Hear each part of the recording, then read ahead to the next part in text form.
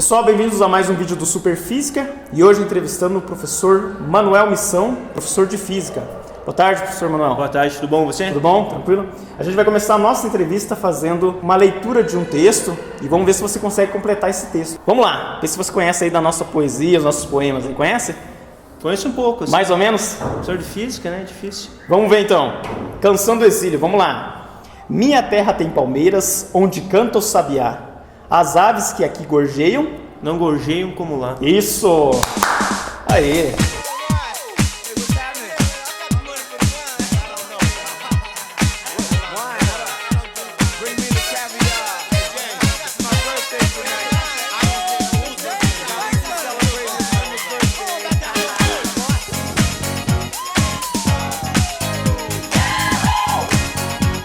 Então, professor Manuel, eu queria perguntar para você, por que você escolheu Física? Nunca perguntaram para você por que Física? Não tem outros cursos mais legais? Aí você foi fazer justamente Física? Então essa pergunta é recorrente, os alunos sempre perguntam isso, né? Perguntam por que eu escolhi Física. Na verdade, desde criança eu sempre tive habilidade com a matemática. Sempre me destaquei lá desde as primeiras séries do ensino fundamental. E quando eu estava no terceiro ano, uma professora da escola, que eu estudava, sempre estudei em escola pública, ela falou do cursinho em ação. E eu... Até o segundo ano, terceiro ano ali, eu odiava física, né? A maneira que os professores passavam não me agradava muito. Até porque o professor mesmo de física não era físico, era um engenheiro, né? Era até um bom professor, ele fazia o máximo que ele podia. Daí no cursinho em ação eu conheci um professor lá, que dava aula muito bem, e eu queria fazer matemática e acabei mudando para física, mas não queria ser professor, né? Agora me diz uma coisa, em relação à produção científica no Brasil, você acha que o Brasil está produzindo bastante, poderia produzir mais? Então, até você começou com um poema ali, eu vejo assim, ó, o Brasil a gente tem, na verdade, nossa herança, ela é meio maldita. A gente tem uma herança de Portugal, os países da Península Ibérica ali. Se você pegar eles produzem pouco ciência. Eu esses dias mesmo vi um mapa da produção científica no mundo, né, da quantidade, né, de pesquisas feitas. Os países que mais produzem são a Alemanha, Inglaterra, Estados Unidos e a Índia, né? E o Brasil, por ter essa herança dos países ibéricos, a gente não produz muito. Aqui foi dada muita ênfase a literatices. Não que seja literatice pejorativo, mas é muita literatura. Se você pegar os cursos que mais formam hoje estudantes, são cursos o quê? De direito, né? Cursos que são voltados para o quê? Publicidade, não cursos de engenharia. Então o Brasil sempre pecou nessa parte. Eu acho que é uma herança nossa, né? A gente reflete isso na escola também. E se você chegar para um aluno e perguntar se conhece algum físico famoso?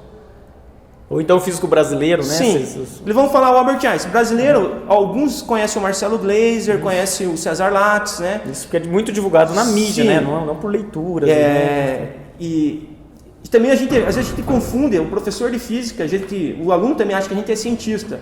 Eu não me considero um cientista, é óbvio, eu não produzo conhecimento. Eu pego o que já foi produzido e tento passar para as outras pessoas. Até tem que tomar cuidado que muitos professores na faculdade, eles veem o professor de ensino médio com certo preconceito. Falam que a gente ensina conceitualmente algumas coisas erradas, né? Na verdade a gente tem que fazer uma coisa chamada transposição didática. A gente pega um conteúdo que é muito complexo e tenta explicar da maneira fácil.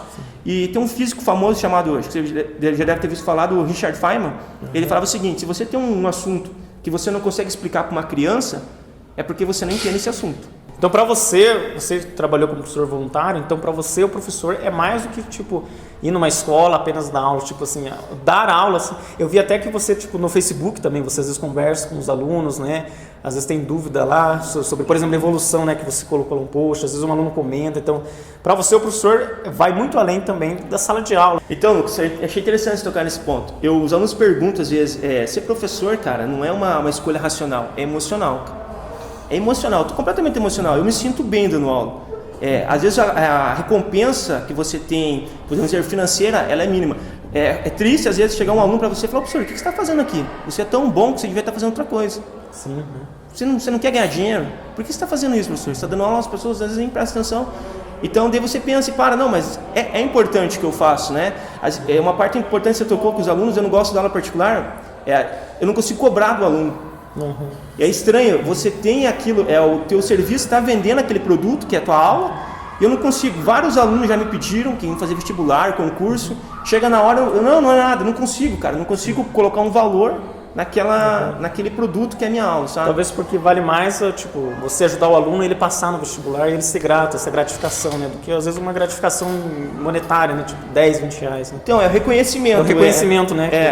Eu já andei na Universidade Federal, como eu disse, eu já dou aula há 11 anos. Às vezes eu fui a algumas festas, encontrava os alunos, e os alunos vinham me agradecer.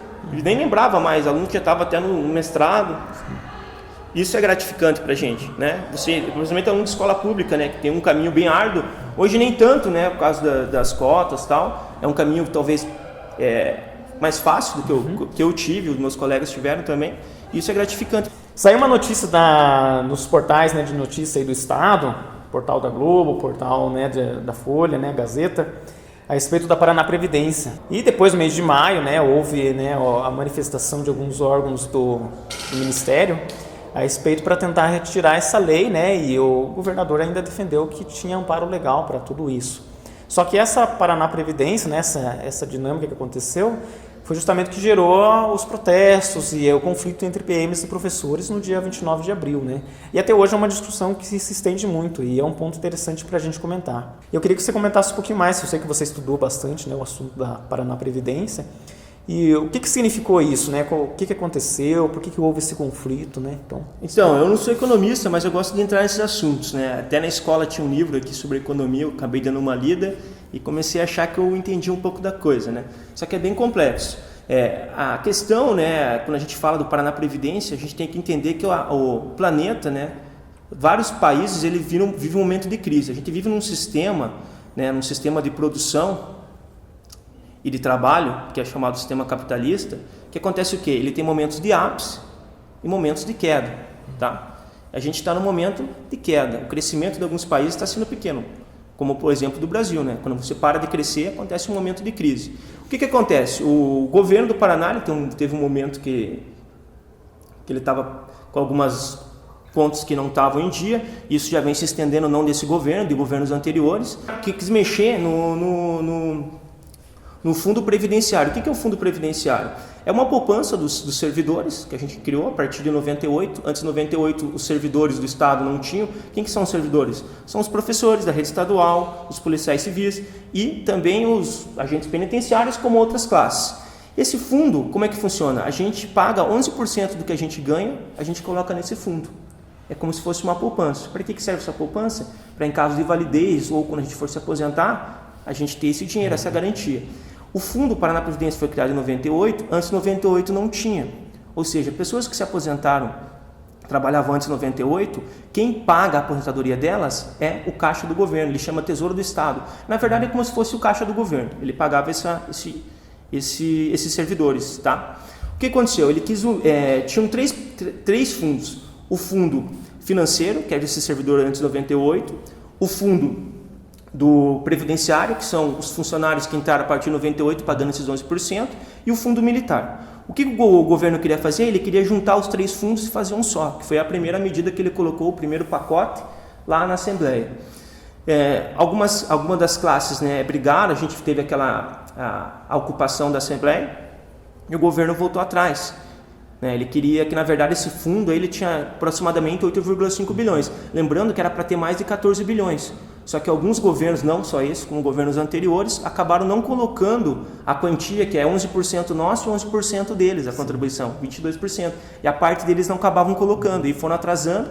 E, na verdade, queria pegar esse dinheiro, né, porque as finanças do Estado ela não estão em dia, para ajudar também. Então, novamente, a gente cai numa questão que foi parecido com o que eu comentei na entrevista anterior, que é os professores, na verdade, eles estão brigando, lutando pelo que é direito deles, é uma coisa que eles conquistaram, que é deles e que você sente isso também, tipo, como se estivesse mexendo no seu bolso, né? Se não fosse, né, a gente não teria uma adesão de 90% dos professores, né?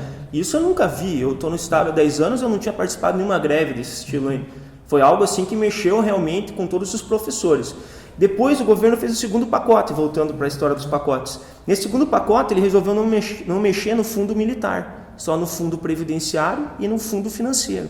Uniu os dois, né? E acabou fazendo isso. Se é justo ou não, né, que ele vai pagar com esse dinheiro que pessoas que não contribuíram vão estar recebendo. Segundo, né, especialistas da própria OAB, né, eu vi ela mexe com direito financeiro, alguma coisa assim, se eu não me engano. Ela falou que isso é inconstitucional. Nenhuma pessoa pode pegar dinheiro de um fundo se ela não contribuiu para esse fundo. É isso mais ou menos que ia acontecer. Então, suponha que nós dois fazemos uma poupança, você coloca uma quantia e aparece uma outra pessoa querendo pegar o dinheiro também. Isso não é... Então, em resumo, é uma pessoa usufruir de um benefício que ela não contribuiu. A gente pensa no Estado como um todo, assim, né? Todos os funcionários, mas não cabe discussão. Não foi discutido isso de uma maneira bem clara. Ele falou lá que foi discutido, né? Mas eu, por exemplo, não sabia. Se não viesse o pessoal aqui avisar... Eu não sabia dessa medida, a gente estava, né? Bom, então vamos agora para o nosso bate-bola rápido, fazer algumas perguntas para conhecer um pouquinho mais sobre o Manuel Missão. Vamos lá, um esporte que você gosta muito? Futebol, né? E o clube do coração? Corinthians. Por que você não torce para os times do Paraná que são bons, por exemplo, o Operário aqui, que é um time bom, campeão paranaense? Isso daí é coisa de família já, né? Meu pai corintiano, ele não era daqui, não era paranaense. Um lugar que você gostaria de visitar no Brasil e um lugar fora do Brasil também? No Brasil, cara, no Brasil eu gostaria de conhecer Manaus, cara. Manaus? É.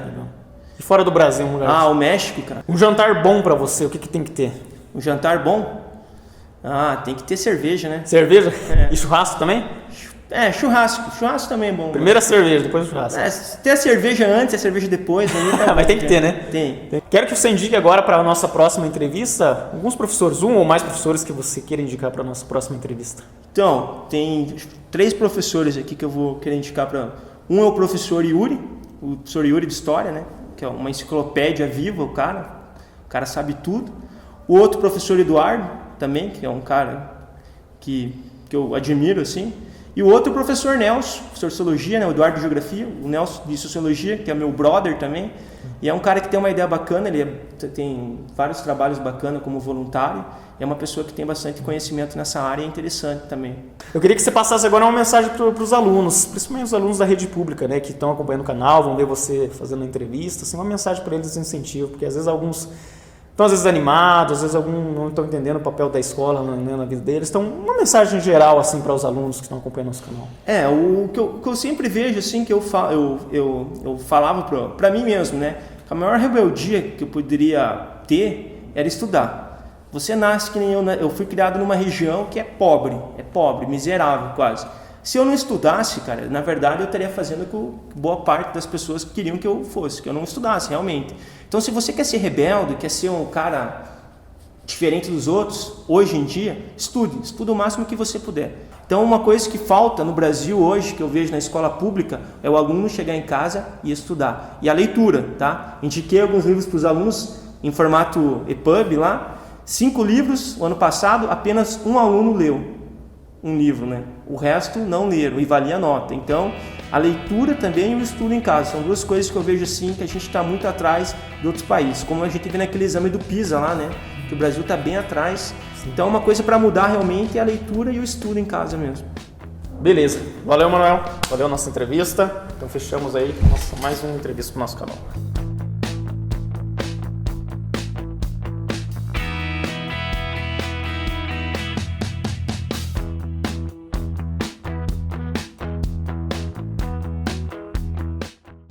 Vontade de rotar, velho. Não sei se é por causa do tensão do... Vai rotar bem no meio. Se essa parte aí, vocês não vão cortar. Vão cortar essa parte, né? Só aparece no making off daí.